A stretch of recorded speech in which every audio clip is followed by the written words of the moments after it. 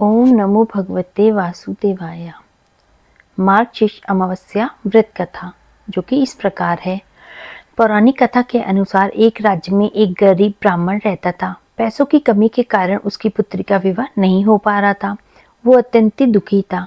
अपनी गरीबी से परेशान होकर के एक दिन ब्राह्मण दंपति ने एक साधु से उपाय पूछा। तो साधु ने बताया कि पास के ही गांव में एक धोबी है, एक धोबन रहती है जो अपने बेटे और बहू के साथ रहती है।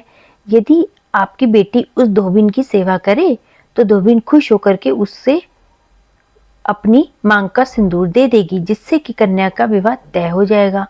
यह सुनकर कन्या धोबिन के घर आ गई और सारा काम करने लगी।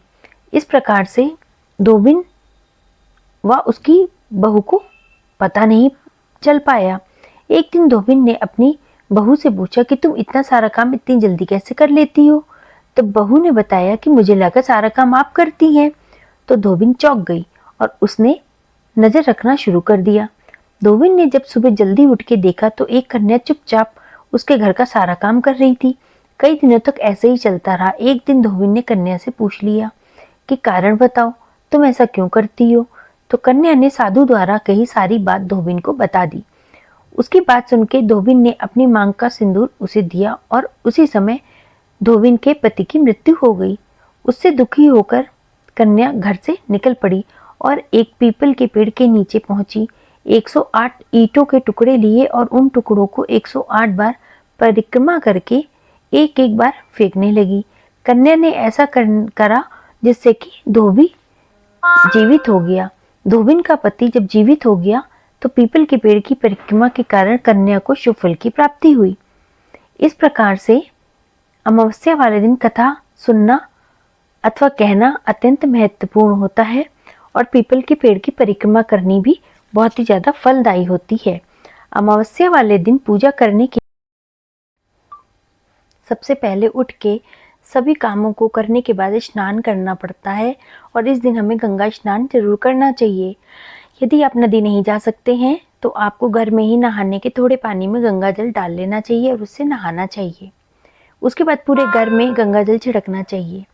सूर्य देवता को अर्घ देना चाहिए और इस दिन भगवान शिव, माता पार्वती की पूजा भी करनी चाहिए। इससे विशेष कृपा की प्राप्ति होती है। अमावस्या वाले दिन अपनी योग्यता के अनुसार आपको दान पुण्य करना विशेष जरूरी होता है। इससे आपकी हर मनोकामनाएं पूर्ण होती हैं और आपके जीवन में जो भी दुख तकलीफ है वो खत्म हो जाती है। पितरों की शांति के लिए तर्पण और श्राद्ध आदि दान भी आज के दिन करना अति आवश्यक माना जाता है।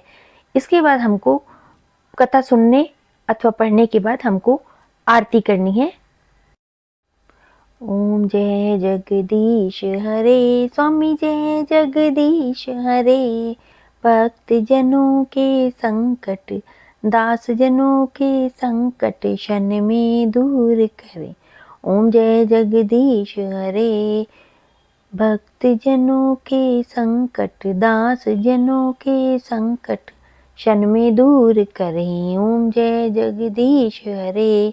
जो ध्यावे फल पावे, दुख विन से मन का, सुख संपत्ति घर आवे, कष्ट मिटे तन का। ओम जय जगदीश हरे।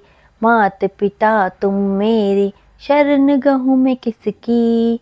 स्वामी शरण गहूँ मैं किसकी, तुम बिन और न दूजा, तुम बिन और न दूजा, आस करूँ मैं जिसकी। ओम जय जगदीश हरे। तुम पूरन परमात्मा, तुम अंतर्यामी, स्वामी तुम अंतर्यामी, पार ब्रह्म परमेश्वर, तुम सबके स्वामी। ओम जय जगदीश हरे। तुम करुणा के सागर, तुम पालन करता, मैं मूर्ख खल कामी, कृपा करो भरता। ओम जय जगदीश हरे।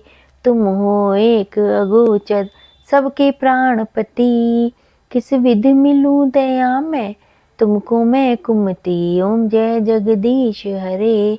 दीन बंधु दुख हरता, ठाकुर तुम मेरे, स्वामी रक्षक तुम मेरे। अपने हाथ उठाओ, अपनी शरण लगाओ, द्वार पड़ा मैं तेरे। ओम जय जगदीश हरे। विषय विकार मिटाओ, पाप हरो देवा। स्वामी पाप हरो देवा, स्वामी कष्ट हरो देवा। श्रद्धा भक्ति बढ़ाओ, संतन की सेवा। ओम जय जगदीश हरे, ओम जय जगदीश हरे। स्वामी जय जगदीश हरे। भक्त जनों के संकट, दास जनों के संकट, क्षण में दूर करे।